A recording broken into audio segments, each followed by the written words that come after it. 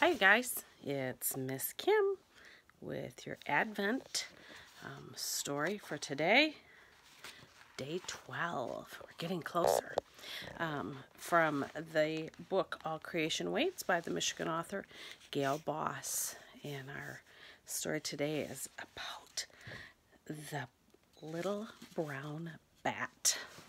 But some of you have seen little brown bats flitting around at dusk, eating those mosquitoes and other bugs. Here's the wonderful woodcut illustration of them all huddled together from David Klein.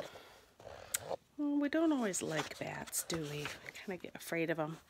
In Miss Kim's cabin in the UP, we used to have shutters on the window, and almost always when you opened the shutter or moved the shutter, there would be a little brown bat behind it. And they just kind of look like a little flying mouse. They're really not very scary or anything. So, here's our Advent story for the day. Darting through the dark sky, they take tight turns at top speed, drop into quick rolls, then pull up and sidestep in midair, maybe for fun, and surely to snatch insects humming over the evening pond. Come fall, quickly cooling air stills these lives that bats eat. The little browns feel the chill too. Even in September, when they're heaviest, bats lose body heat faster than any other animal with a backbone. But a marathon flight to a climate where warmth and bugs are abundant would kill them. Instead, they find a place where all year the temperature, while cool, is reliable to the utmost, the nearest cave or abandoned mine. Males arrive first, then females with their pups. Scattered since April, they reunite in a great bat convention, as many as 250,000, swarming at the cave's mouth, flying in and out from sunset to sunrise for several days. It's a whirling dance of greeting, courting, and mating. Satisfied, they fly inside, finding chambers where the temperature is a constant 42 to 45 degrees Fahrenheit. They flip themselves upside down, toes clutching the nubbed rock, and fold their wings, skin membranes thinner than the thinnest spun silk. Across the cavern dome, they scooch and jostle, pressing close, knitting themselves into a glossy brown fur stole. Males and females, old and young, some of different species, the many meld into one heat-sharing body. Even at rest, tucked within the one, little browns cannot sustain their usual inner life.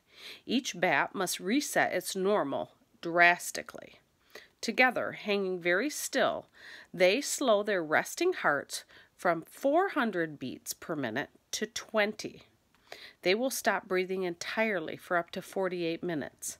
On cold spring nights, they practice this self-preserving rest in small groups, huddling in trees or under eaves and waking when the day warmed. Now the congregation as a whole falls all the way through mere rest into deep torpor. Down 60 degrees Fahrenheit, each bat's body goes as cold as the air of the cave. Water droplets condense on their fur. They sparkle and seem dead. And then, prompted only by some inner stoker, they can bring their body furnaces back up to flying heat in half an hour. This happens about every 3 weeks. A few wake, thirsty, and sip the water droplets from their fur. Their rustling wakes their next-door neighbors, who wake their neighbors.